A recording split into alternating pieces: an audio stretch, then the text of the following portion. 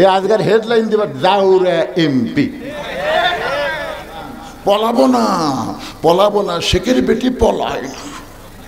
আর একটা শালা কাউয়া এই আর এই হামান, হচ্ছে হামান।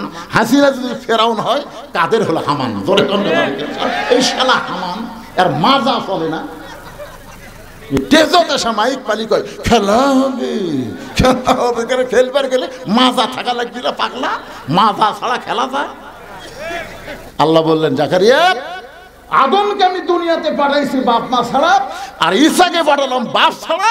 কিয়ামত পর্যন্ত বাবা ছাড়া কোনো সন্তান আর মায়ের পেটে জন্ম নেবে না।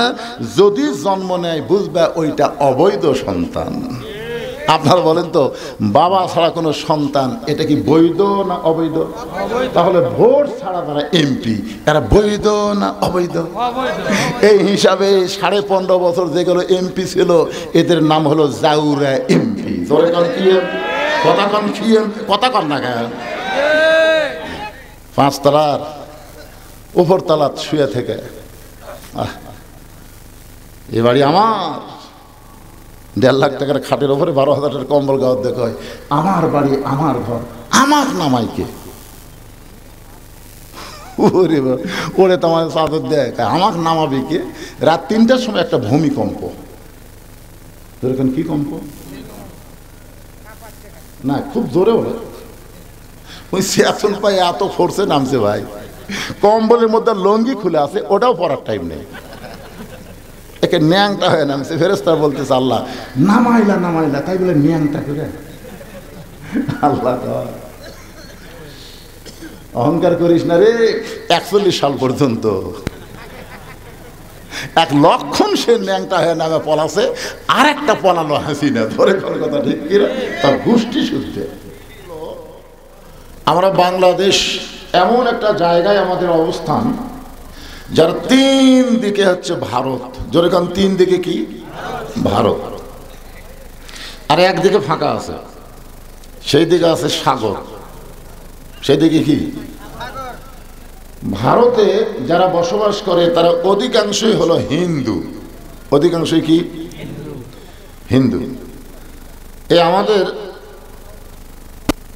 হাসিনা যখন ভারতে পালায়ে গেছে, পলানোর পর থেকে ভারত মোটামুটি আমাদের উপর একটু খেপে গেছে। ধরে কোন ঠিক কিনা? আপনার পেপার পত্রিকা খবর দেখেন কিনা? এই কিছুদিন আগে ভারত থেকে বলা হয়েছে আমরা পেঁয়াজ বন্ধ করে দিলাম, চিনি বন্ধ করে দিলাম, এটা বন্ধ করে দিলাম, সেটা বন্ধ করে দিলাম।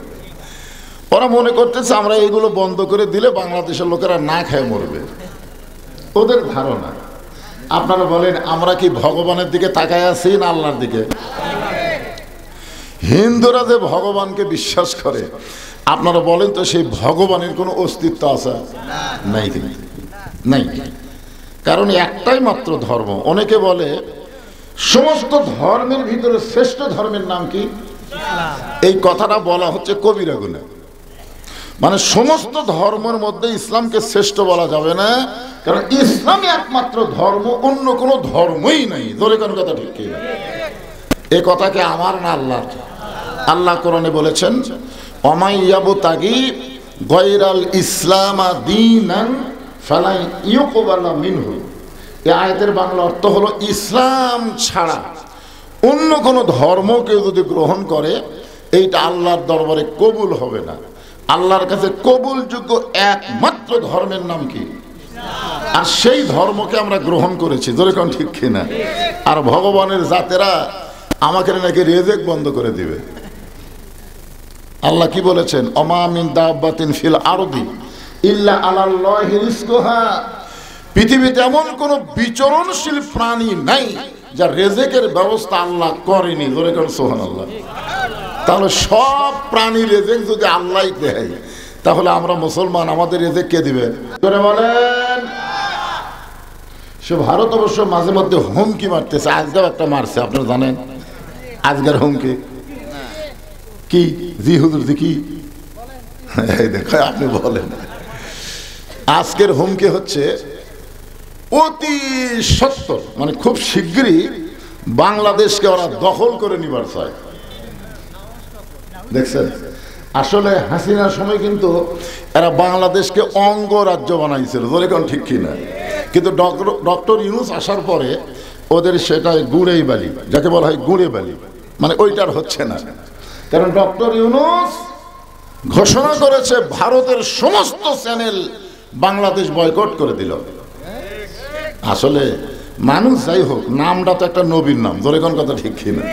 কোন নবী? ইউনূস নবীরে খাইল মাছেতে গিলিয়া, ফেরেশতা পাঠাইলেন আল্লাহ ইসমে আজম দিয়া, দমে দমে সে হরদম পড়ে সে ইসমে আজম, মাছেরই উদর হইতে বাঁচাইলে প্রাণ। সবাই বলেন আল্লাহ আল্লাহ, তুমি জানলি জানালহু, শেষ করা তো যাই না গেয়ে তোমার গুণগান। জোরে বলেন আলহামদুলিল্লাহ। আমরা বিশ্বাস করি যে আল্লাহর কাছে ভগবানের অস্তিত্ব, সবাই বলা লাগবে। কারণ আপনারা মনে করতেছেন যে আপনাদের ভাদারই খালি ওয়াজ হচ্ছে, তা না। এই যে ক্যামেরাগুলো দেখতেছেন, এই ক্যামেরার মাধ্যমে লাইভ করে গোটা বিশ্ব আপনাদের ভাদারের ওয়াজ দেখতেছে। এখন সুবহানাল্লাহ, বুঝতে পারতেছেন না আপনাদের ওয়াজ এখন কোন জায়গায় চলতেছে। আমেরিকাতেও চলতেছে, লন্ডনে চলতেছে, সৌদি আরব চলতেছে, মানুষেই চলতেছে। বাংলাদেশের যত মানুষ বিশ্বে বসবাস করে সবাই আপনাদের ভাদারের ওয়াজটা লাইভে দেখতেছে। সুবহানাল্লাহ। তাহলে আপনারা যে কথাটা বলতেছেন, কারণ আপনাদের মধ্যেই না তো কথা চলে যাচ্ছে। ভগবানের ভ বাদ দেন, গবানের কোনো অর্থ ডিকশনারি নাই, খুঁজে দেখেন নাই। গবানের গ বাদ দিলে বান মানে বন্যা, দুনিয়ার কোনো মানুষ চায় না। বা বাদ দিলে নো মানে নাই, ভগবান নেই। আর সেই ভগবানের পাওয়ার নিয়ে ওরা হামাকে ধরবার চায়। আর আমাকে আল্লাহর খবর কি? আল্লাহু লা ইলাহা ইল্লা হুয়াল হাইয়ুল কাইয়ুম। যদি আপনার মন চায় আলিফ বাদ দেন, লিল্লাহি মা ফিস সামাওয়াতি ওয়াল আরদ। আবার যদি মন চায় আর একটা লাম বাদ দেন, লাহুল মুলকু ওয়া লাহুল হামদ। আবার যদি মন চায় লাম বাদ দিয়ে দেখেন, হুয়াল্লাহুল্লাযী লা ইলাহা ইল্লাহু। আমরা যাকে আল্লাহ বিশ্বাস করি তার সব কিছু বাদ দিলেও আল্লাহ বাদ পড়ে না। মুসলমানের আল্লাহ সদা বিরাজমান। জোরে কোন ঠিক কিনা? এখন আপনারা বলেন, আমাদের ভারতে জন্ম নেওয়া ভালো না বাংলাদেশে জন্ম নেওয়া ভালো? আমরা কিন্তু খুবই ছোট, আমাদের পারমাণবিক বোমা নাই, আমাকে অ্যাটম বোমা নাই, আমাদের ভারতের মতো না তো যুদ্ধে অস্ত্রও নেই, কিন্তু আমাদের কি আছে? আর ঈমানের কথা পরে বলবো, আগে বলবো আমাদের আল্লাহ আছে। ধরে এখন কি আছে? আল্লাহর সাথে কিছু কুলাবে? আল্লাহ কোরআন কারিমে লক্ষ্য করে বলেন, তাবারাকাল্লাযী বিয়াদিহিল মুলকু ওয়া হুয়া আলা কুল্লি শাইইন কাদির। গোটা পৃথিবীর রাজত্ব, কর্তৃত্ব, মালিকানা একমাত্র কার হাতে? না মুদির হাতে? কার হাতে? এটা কিন্তু বিশ্বাস করে বলা লাগবে। আল্লাহ রাসূল বলেছেন, এমন একটা সময় আসবে তখন হিন্দু মুসলমানের মধ্যে একটা যুদ্ধ শুরু হবে। সেই যুদ্ধের নাম হলো গজওয়াতুল হিন্দ। এই যুদ্ধে যে সমস্ত মুসলমান দুনিয়া থেকে বিদায় নেবে, রাসূল বলেছেন তাকে বদরই শহীদদের সঙ্গে আল্লাহ কবুল করে নেবে। তাহলে আমাকে লাভ না লস? আমরা মরে গেলেও জান্নাত, বেঁচে থাকলেও লাভ।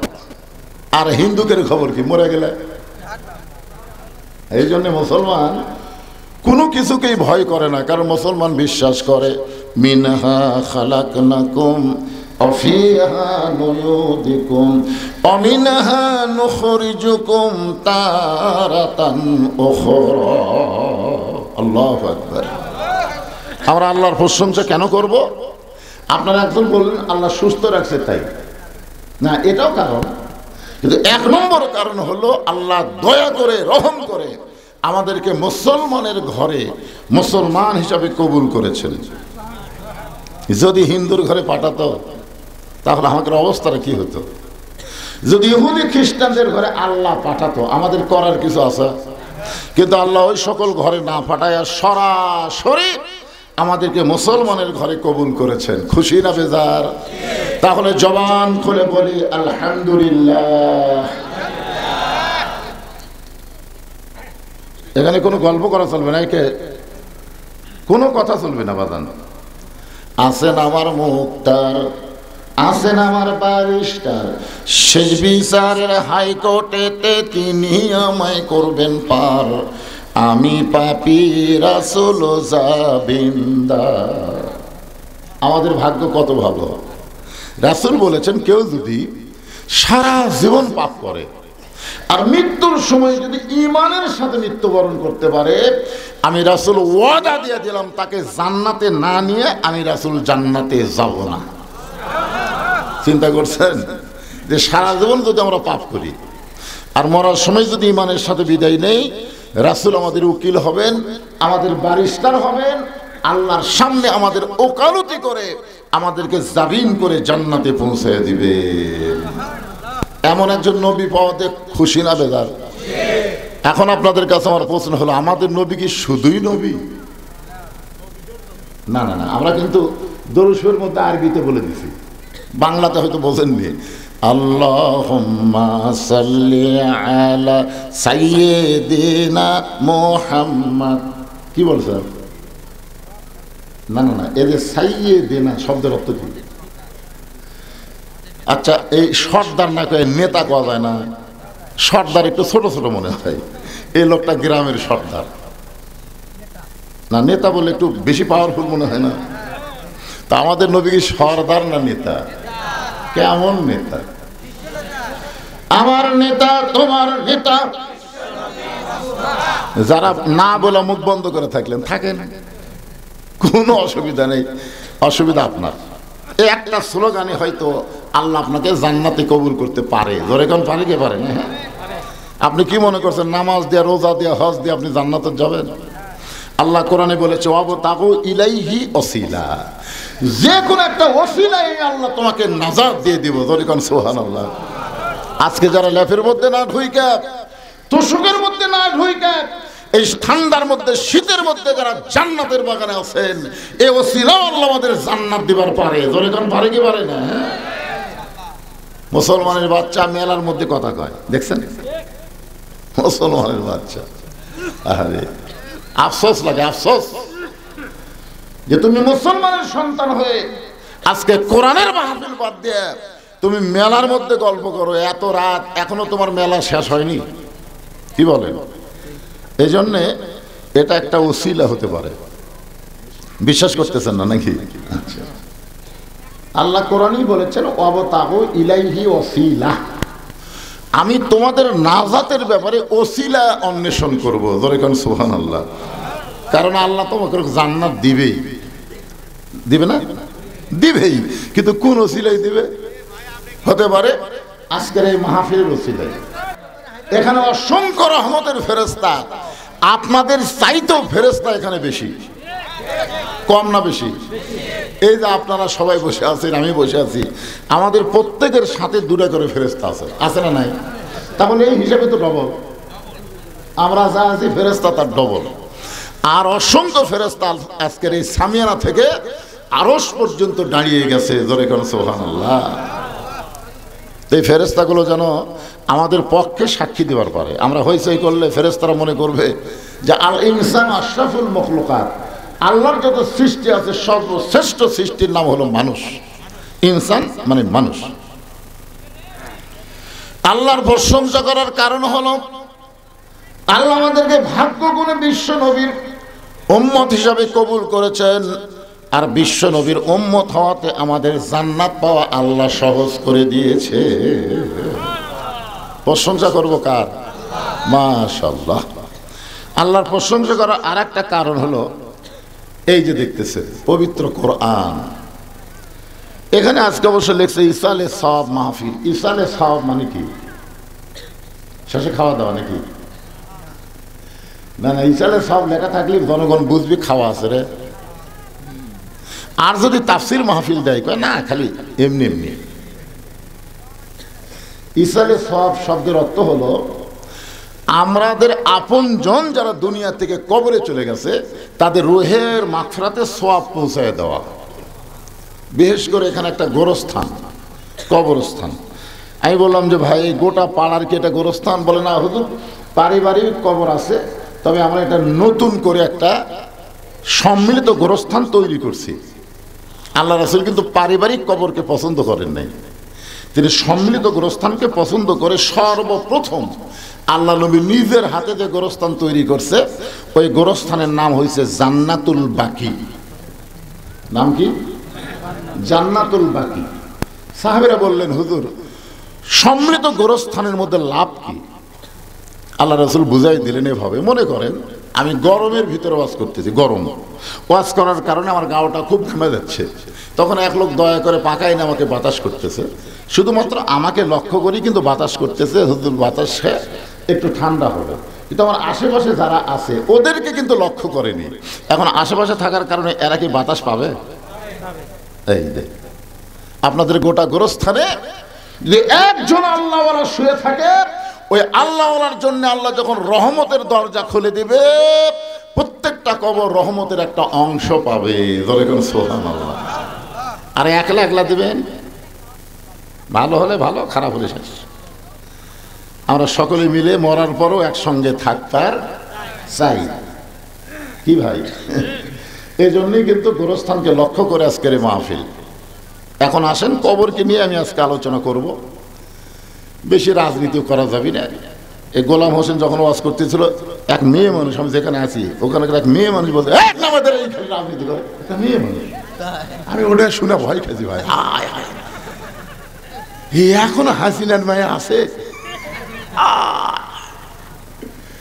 আমি কেন আজ ওয়াজ শেষ রে, মরদ গুলো তো বিড় বিড় করতেছে, আমি সব শুনতেছি, কে কি বলতেছে ওখান থেকে, ওদের পাশে খাওয়া দাওয়া হচ্ছে, ওখানে কে কি বলতেছে আমি সব শুনতেছি, কিন্তু একটা মেয়ে যখন চিৎকার দিয়ে বললো এক আমাদের এই খালি রাজনীতি করতেছে, চিন্তা করছেন? তখন আমি নিয়ত করছিলাম রাজনীতি বাদ, খালি কবরকে নিয়ে ওয়াজ হবে। মরা তখন লাগবে, কি নিয়ে মরবেন, কেন কবরে যাবেন, কবরে কেমনে গেলে আল্লাহ জান্নাত দিবে, এই বিষয়গুলো আপনাদের সামনে উপস্থাপন করার দরকার আছে না নাই? এইগুলোই বলবো। কোনো রাজনীতি ফাজনীতি নেই, হাসিনা যা করে করুক, আমাকে চা হয় হোক। হ্যাঁ,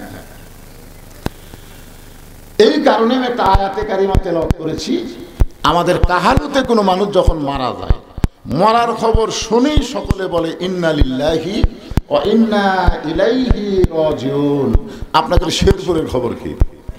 ওই একই খবর। তার মানে বোঝা গেল মরার পরে আমাদের কাহালুজা, আপনাকে শেরপুরতে। আসলে এটা কি মরার আয়াত? হ্যাঁ, এইটাই বুঝতে হবে আগে। আল্লাহ কোরআন লক্ষ্য করে বলতেছেন ইজাব, মানে যখন আসাবাতুহুম মুসিবাত, তোমাদের উপরে বিপদ আপদ মুসিবত আসবে, ক্বালু, তখন তোমরা বলবা ইন্না লিল্লাহি ওয়া ইন্না ইলাইহি রাজিউন। এখন কি বুঝলেন? এটা কি মরার আয়াত না বিপদ আপদ মুসিবতের আয়াত? কারণ এখানে তো অ্যাঙ্গেলে নেই, ডাইরেক্ট একের শব্দিক অর্থ আপনাদের শোনা দিলাম। ইজা মানে যখন, আসাবাতুহুম মুসিবা, তোমাদের উপরে বিপদ আপদ মুসিবত আসবে, আল্লাহ বলতেছেন ক্বালু, তখন তোমরা বলো ইন্না লিল্লাহি ওয়া ইন্না ইলাইহি রাজিউন। এখন যে আপনারা ইন্না লিল্লাহ পড়েন মানুষ মরার পরে, এই ইন্না লিল্লাহর বাংলা অর্থ কি?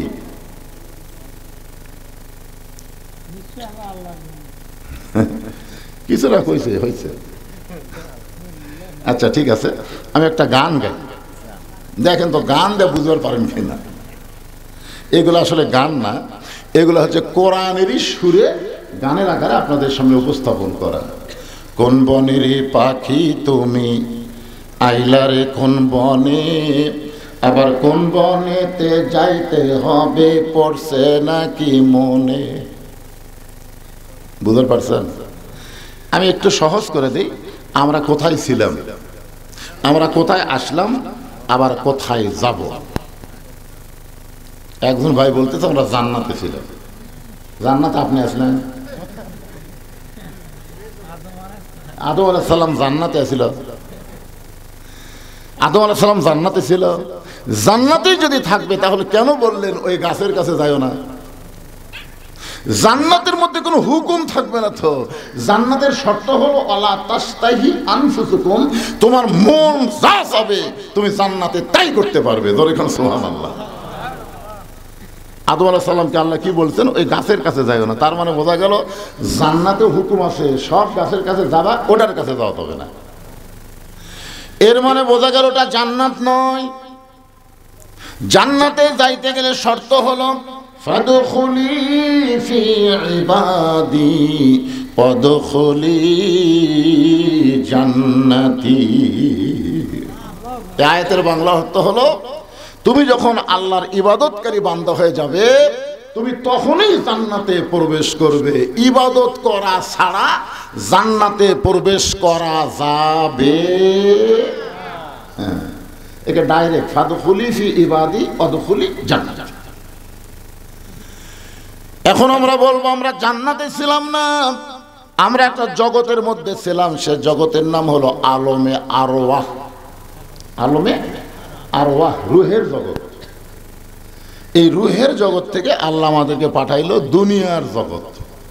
এই দুনিয়ার জগৎ থেকে আমরা যাব কবরের জগৎ। ধরে কোন ঠিক কিনা? আল্লাহ রাসূল বলেন সর্বশেষে যেই ব্যক্তি দুনিয়া ছাড়বে কবরের জগতে তাকে কম পক্ষে 50,000 বছর থাকা লাগবে। কত বছর? বিশ্বাস করতেছেন না নাকি? আফসোসের কিছুই বোঝা যাচ্ছে মনে হয় কি?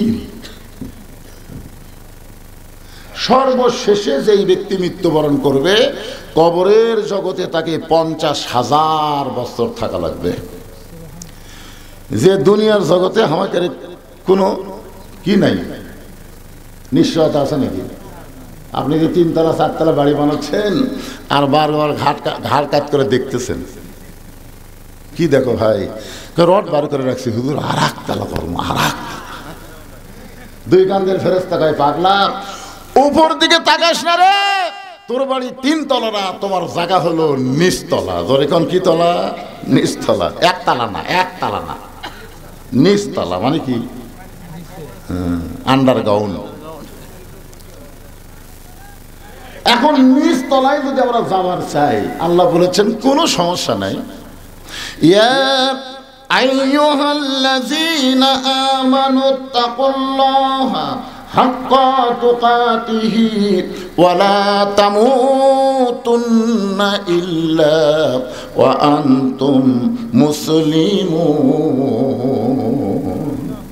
কোনো সমস্যা নাই, যদি মুসলমান হয়ে মরতে পারো তোমাদের নিচতলা কবরকে আমি আল্লাহ জান্নাতের বাগান বানায়া দেব। তার মানে কি বুঝতেছেন? কি হয়ে মরা লাগবে? আমরা কার ঘরে জন্ম নিছি? মুসলমানের ঘরে জন্ম নিলাম, অথচ আমাদেরকে আল্লাহ বলতেছেন মুসলমান হয়ে তোমাকে মরা লাগবে। এখানেই তো মারিফতের পেঁয়াজ। কিন্তু মুসলমানের ঘরে জন্ম নিলাম, আবার আল্লাহ কেন বলতেছেন মুসলমান না হয়ে মরিস না রে? তার মানে বোঝা গেল মুসলমানের ঘরে জন্ম নিয়ে অনেকে কাফের হয়ে মরে, আবার অনেকে কাফেরের ঘরে জন্ম নিয়ে মুসলমান হয়ে মরে। ধরে কোন কথা ঠিক কি না? কথা বলে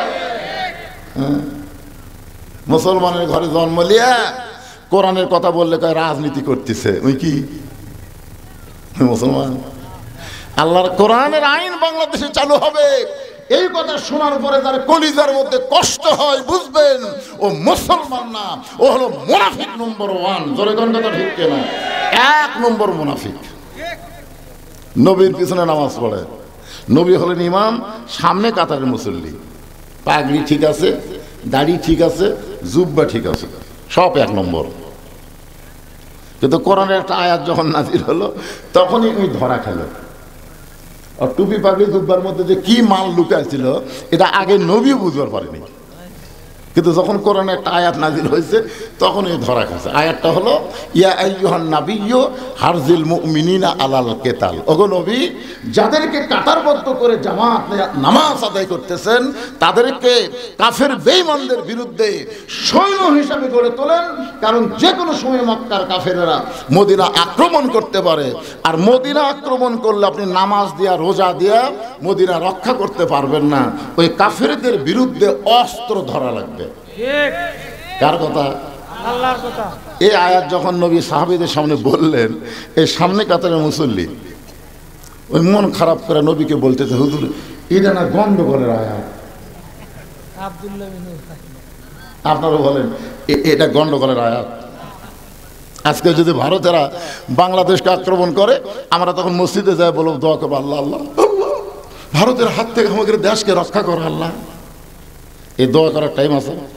এই আয়াত নাজিল হওয়ার পর আর দোয়া করার সময় আছে?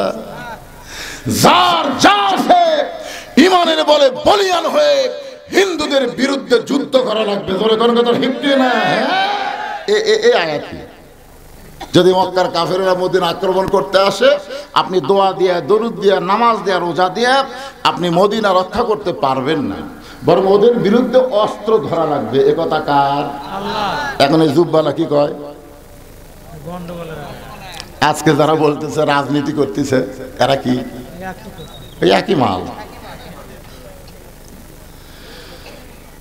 আল্লাহর নবী চমকে গিয়ে বললেন, মাবুদ সামনে কাতারের মুসল্লি হইয়া তোমার আয়াতকে গন্ডগোলের আয়াত বলতেছি কে? একটা আমি চিনবার পারতেছি না। সঙ্গে সঙ্গে আল্লাহ আয়াত নাজিল করলেন, আমিনান নাসি মাইয়াকুলু আমান্না বিল্লাহি ওয়া বিল ইয়াউমিল আখিরি ওয়া মা হুম বিমুমিনিন। আল্লাহ বিশ্বাস করে, আখিরাতকে বিশ্বাস করে। আমি আল্লাহ বলতেছি ওই মুমিনই নয়, ও হলো মুনাফিক। জোরে কোন কি কথা কর না কেন? তো আমরা পাপী হতে পারি, গুনাহগার হতে পারি, কিন্তু আমরা মুনাফিক হতে পারবো না। জোরে কোন কথা ঠিক কি না? আপনারা বলেন তো মুনাফিকের জায়গা কোথায়? জাহান্নামের নিচে। উপরে না নিচে? এ বাবা এদিকে গল্প টল্প করিস না রে, মিডিয়ার ম্যানেরা চুপ করে বসতে শোনো। মুনাফিকদেরকে আল্লাহ জাহান্নামের সবচাইতে নিচে জায়গা দিবেন। সাহাবীরা জিজ্ঞাসা করলেন, ইয়া রাসূলুল্লাহ জাহান্নামের নিচে মুনাফিকের খাদ্য কি হবে? রাসূল বলেন, ওপরে যে কাফের থাকবে, ওই কাফেররা যে পেশাব পায়খানা করবে, ওই পেশাব পায়খানা হবে মুনাফিকের খাদ্য। তাহলে কাফেরের পেশাব পায়খানা হলো মুনাফিকের খাদ্য। এখন আপনারা বলেন আমরা কিছু মুনাফিক হবার চাই? মরা লাগবে। মুসলমান হয়ে মরতে গেলে আমাদের করণীয় কি? এই যে একটা গজল আছে, কিন্তু যেদিন ডাক পড়িবে কবর মাঝে যাইতে, জোগাড় কিছু করছ বন্ধু তার মাঝে বিছাইতে। আপনার বলেন তো কবে ডাক পড়বে? দেখেন কি বলতে, কিন্তু যেদিন, মানে সময় বান্ধা দেয়নি বাজান। যদি আল্লাহ বলতো যা তুই যাচ্ছ যা, তুই 60 বছর বাঁচবি, তুই 70 বছর বাঁচবো রে, তোকে আমি সময় 70 বছর দিলাম, তাহলে 50 বছর যা ইচ্ছা তাই করে 51 থেকে একেবারে তওবা তাসির করিয়া বুঝলেন আমি যা হুসিল দিন গুনতেছি। এই সবাই বলে বয়স বাড়ে, আমি বলি কমে রে। একটু মনোযোগ দিয়ে শুনবেন, যে কোনো সময় যদি আমাদের মৃত্যু হয় তাহলে আমাদের এখন থেকে প্রস্তুতি গ্রহণ করা লাগবে। আর মুসলমানের 1 নম্বর প্রস্তুতি হলো নামাজ। নামাজ যদি না থাকে আপনি ঈমান এবং মুসলমানিত্ব রক্ষা করতে পারবেন না। এখন আসেন মনোযোগ দিয়ে শোনেন, ইজা আসাবাতুহুম মুসিবাতুন ক্বালু ইন্না লিল্লাহি ওয়া ইন্না ইলাইহি রাজিউন। বিপদ আপদ মুসিবত যখন আসবে, এখন আপনাদের কাছে আমার প্রশ্ন হলো, এখানে সংক্ষেপে ছোট প্রশ্ন, খুব ছোট, যে বর্তমানে আপনাদের শেরপুর এই এলাকার জন্য সবচাইতে বড় বিপদ কি? যে বিপদের সময় আল্লাহ ইন্নালিল্লাহ পড়ার হুকুম দিল, কলু মানে কি আল্লাহ ফরজ করে দিল।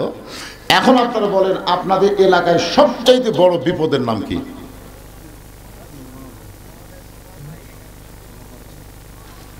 বুঝতে পারতেছেন না? মানে এত বিপদ আপনাদের এলাকায়, কোনটাক বড় কই, কোনটাক ছোট কই? আপনারা বলেন তো আজকের এই মাহফিলের জন্য এই মেলাটা রহমত না বিপদ? ওই মেলা দেখার পরে ইন্নালিল্লাহ কে পড়ছেন? কেউ পড়েন। আপনারা কখন পড়বেন? যখন মরে গেল তখন। ওই মেলার মধ্যে কি চুরির দোকান আছে? আপনারা বলেন তো, কোরআনের মাহফিলের মেলাতে চুরির দোকান, এটা রহমত না বিপদ? আপনার ইন্নালিল্লাহ পড়ছেন? সবচাইতে বড় বিপদ হলো প্রত্যেকটা যুবকের হাতে একটা করে টাচ মোবাইল। ধরে কোন কথা ঠিক কিনা? তা আপনার ছেলে যে টাচ মোবাইলে ঘুরতেছে, আপনি ইন্নালিল্লাহ পড়ছেন? সবচাইতে বড় বিপদ হলো মেয়েরা ঘরের মধ্যে থাকার কথা, সেই মেয়েরা বেপরদা হয়ে রাস্তায় আসা। রহমত না বিপদ? একটা মেয়ে মানুষ দেখে আপনি ইন্নালিল্লাহ পড়ছেন? হ্যাঁ, তার মানে বোঝা গেল আপনার বিপদই বোঝেন না, মানুষ মরে গেলেই বিপদ মনে করেন। সবচাইতে বড় বিপদ মানুষ মরার পরে ইন্নালিল্লাহ কেন পড়ি? এই কারণেই পড়ি, আমাদের জন্য মরাটাই হলো সবচাইতে বড় বিপদ। ও বাংলার মুসলমানেরা শুনে নেন, কোরআনকে যদি আইন হিসাবে গ্রহণ করে, আল্লাহর হুকুম অনুযায়ী নবীর তরিকা মোতাবেক যদি চলতে পারেন, তাহলে মরাটা বিপদ না, মরার মাধ্যমে জান্নাতে প্রবেশ করা ধরে কোন ঠিক কিনা? কিন্তু মানুষ বলে আমরা কেন পড়ি? আমরা মনে করি মরাটাই হলো বিপদ।